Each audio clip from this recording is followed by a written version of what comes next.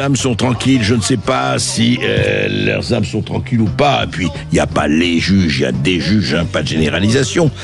Alors, on sait, on en a parlé, tout le monde en a parlé, que le tribunal de Paris a rendu son jugement lundi 31 mars dans l'affaire des assistants parlementaires européens du Front National devenu Rassemblement National. Et Marine Le Pen, on le rappelle, a été condamnée à 5 ans d'inéligibilité avec exécution immédiate. On appelle ça provisoire, c'est intéressant, l'exécution provisoire, elle est immédiate. Elle a été également condamnée à 4 ans de prison, dont 2 ans ferme aménagés sous bracelet. Alors elle a fait appel, on verra ce qui va se passer. Bonjour Fabrice Bonal. Est-ce que Fabrice Bonal est avec nous? Bonjour. Oui, bonjour Fabrice Bonal. Bonjour André. Oui. Fabrice Bonnard. Alors Fabrice Bonnard. Bonnard comme le peintre. Oui, ah voilà, Bonnard comme le peintre. Excusez-moi, je ne sais pas pourquoi j'ai dit Bonal. C'est l'émotion. Alors, dites-moi donc, nous sommes avec Maître Dangloan qui va nous... Mais nous sommes tous en ébullition. Oui, je vois ça. On est tous dans tous nos états. Alors, dites-nous, vous dites quoi de cela, Fabrice Bonnard? Alors, André, à titre liminaire, je voudrais vous remercier une fois de plus de l'œuvre d'information que vous délivrez avec Sud Radio et vous en particulier, en donnant la parole à des personnes spécialisées qui font l'effort d'être pédagogues. C'est le cas de le GAV, l'économie et le droit sciences humaines. Excusez-nous, Fabrice Bonnard, prenez votre téléphone parce qu'on vous entend mal. La communication hachée, on vous voit bien, mais on vous entend mal. Est-ce que vous avez votre téléphone avec vous? Alors attendez, on va vous reprendre parce que la communication n'est pas bonne là, et on vous entend très haché. On va vous reprendre. Bonjour Maître François Dangloan. Bonjour. Alors, Fabrice Bonnard et vous nous avez appelé et vous dites, alors ça m'a effectivement ça m'a tout à fait non seulement intrigué et provoqué. Vous avez dit, attendez, il y a un problème. On a lu le jugement, d'ailleurs, qui vient d'être... et vous dites, ce jugement, du point de vue du droit, est nul et non avenu, en tout cas contient des faux. C'est bien ça? Alors, oui, exactement. Nous avons une difficulté, me semble-t-il. Alors d'abord, je voudrais présenter une observation liminaire. Oui. En qualité d'avocat, je ne suis intervenu ni de près ni de loin dans cette procédure. Oui. Et je n'ai assisté à aucune audience. J'ai simplement lu ce jugement qui fait 153 pages, et il m'a suffi de lire les 3 premières pages pour constater que cette décision est entachée par 2 très graves irrégularités, 2 violations particulièrement extravagantes au regard des règles de procédure. Premièrement, une violation des dispositions de nature constitutionnelle. Deuxièmement, une mention, à tout le moins une mention et peut-être d'autres mentions, caractérise, ou à tout le moins une mention, page 3, caractérise un faux en écriture authentique. Alors sur la violation des dispositions... Alors oui, dites-tout parce que c'est grave ce que vous dites, voilà, enfin c'est très grave. Alors donc, sur la disposition constitutionnelle d'abord, le juge, lorsque des parties à une procédure déposent une question prioritaire de constitutionnalité, oui, c'est-à-dire contestent la conformité d'une loi à des dispositions constitutionnelles, eh bien, la juridiction doit prendre deux décisions séparées. Une première décision sur la question prioritaire de constitutionnalité pour soit la transmettre à la Cour de cassation, soit refuser de la transmettre à la Cour de cassation.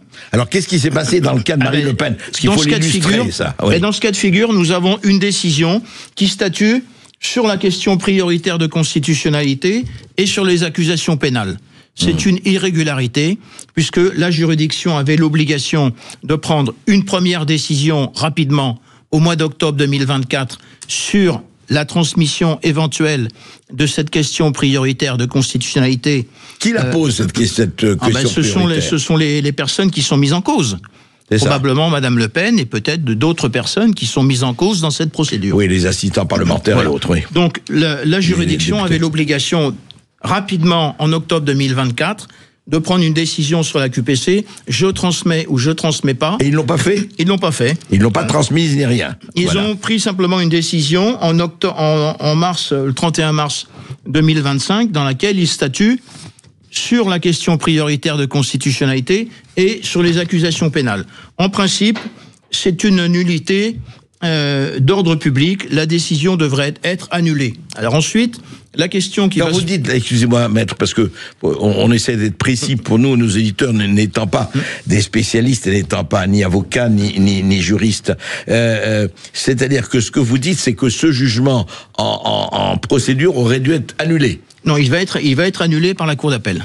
Oui, déjà, d'accord. Voilà, il sera annulé par la Cour d'appel. Ensuite, la Cour d'appel pourra, il y aura deux solutions, soit évoquer l'affaire, c'est-à-dire rejuger les accusations pénales, oui, et entrer en voie de condamnation le cas échéant, soit il y a un autre cas de figure dans lequel la Cour d'appel ne pourra pas évoquer les accusations pénales. C'est la deuxième problématique liée à un éventuel faux en écriture authentique. Alors justement, vous parlez de faux en écriture. Voilà. Alors je vous ai apporté ici une décision du Conseil constitutionnel du 20 septembre 2019 qui rappelle qu'on peut, dans tous les cas de figure, attaquer une décision prise par un tribunal correctionnel par le biais d'une procédure en inscription de faux. Cette procédure en inscription de faux est conduite devant le tribunal judiciaire statuant au civil. Et dans ce cas, on rédige une inscription de faux qui est déposée au greffe central du tribunal judiciaire, et ensuite il faut assigner l'agent judiciaire de l'État dans le mois qui suit pour engager la procédure. Alors, qu'est-ce qu'une inscription de faux? Alors, on va en parler tout de suite après une petite pause. Voilà, et on va expliquer. Non, ce que je voudrais aussi que vous expliquiez en quoi dans le parce qu'il faut rester vraiment très concret. Donc, dans le cas de Marine Le Pen, enfin, dans le cas du jugement, qu'est-ce qui est faux? Enfin, quelle mention me paraît être... Voilà. C'est important que vous le disiez parce qu'on ne reste pas juste uniquement dans la théorie. On va s'expliquer. Absolument. À tout de suite après cette petite pause. Sud Radio Berkhof dans tous ses états, midi 14h. André Berkhof. Et nous sommes avec Maître Dangloan et Maître Fabrice Bonnard. Juste, Maître Dangloan, on l'a parlé, alors vous avez parlé de cette question enfin, vous avez évoqué le Conseil constitutionnel pour parler des deux problèmes qui sont vraiment des problèmes techniques, mais en même temps très importants. Vous parlez de faux en écriture. En quoi, dans le jugement condamnant Marine Le Pen, il y aurait un faux en écriture? Eh bien, j'estime que page 3, je trouve une mention qui est la suivante. Oui. C'est une constatation personnelle du juge. Oui. À partir des conclusions qui ont été produites par les personnes mises en cause. Le juge constate qu'il est ainsi soutenu que les faits poursuivis seraient injusticiables en vertu du principe de séparation des pouvoirs consacré par l'article 16 de la Constitution du 4 octobre 1958. Eh bien, cette constatation est manifestement inexacte, parce que l'article 16 de la Constitution de 1958 porte sur les pouvoirs exceptionnels que De Gaulle a mis en œuvre dans les années 60, et non pas sur le principe de séparation des pouvoirs. Donc il est certain... Ce n'est pas l'objet, si vous voulez, ce n'est pas l'objet de cet article. Ce n'est pas l'objet de l'argumentation, ce n'est pas l'argumentation qui a été soulevée par les personnes mises en cause. Les personnes mises en cause ont soulevé nécessairement, par conclusion écrite, des conclusions qui articulent, qui reposent sur l'article 16, mais pas l'article 16 de la Constitution du 4 octobre 1958, mais sur l'article 16 de la Déclaration de 1789. Ah d'accord. Donc il y a eu confusion là. Le juge a fait une constatation qui est manifestement inexacte, puisque si vous avez les conclusions sous les yeux, vous allez percevoir que les parties ont nécessairement soulevé un moyen de procédure au visa de l'article 16 de la Déclaration de 1789, et le juge vous dit « je constate que vous avez soulevé une articulation qui repose sur l'article 16 de la Constitution du 4 octobre 1958. » Cette constatation est manifestement inexacte, et elle est susceptible de faire l'objet d'une procédure en inscription de faux, et la juridiction sera obligée de constater que cette mention est inexacte. Conséquences, ça peut donner quelles conséquences alors? Les conséquences sont très simples. Lorsqu'une mention d'un acte authentique est jugée faux en écriture authentique, cette décision perd sa qualité d'acte authentique et devient nulle et non avenue. J'ai ici un arrêt magnifique de la Cour d'appel de Bordeaux, ce recours en révision, dans l'affaire du bon docteur Michel Peintureau, 24 janvier 2000, eh bien, la Cour d'appel constate que, effectivement, il a été jugé définitivement le 12 novembre 1998, que le jugement du 15 mai 1995 est un faux.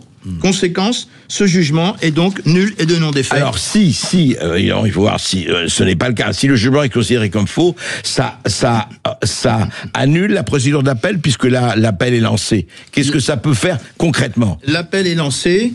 La Cour d'appel sera obligée de constater que la décision de première instance du 31 mars 2025 a été jugée faux en écriture authentique, qu'elle a perdu sa qualité d'acte authentique, et en conséquence, eh bien, une cour d'appel ne peut rejuger qu'une décision de justice. Ouais. Si la décision de première instance est jugée... Donc la cour d'appel ne s'applique plus. Enfin. La cour d'appel ne pourra pas, dans ce cas de figure, évoquer. D'accord. Et donc, oui, alors donc concrètement, à supposer que ceci soit retenu, ça veut dire quoi? Ça veut dire que tout est suspendu? Je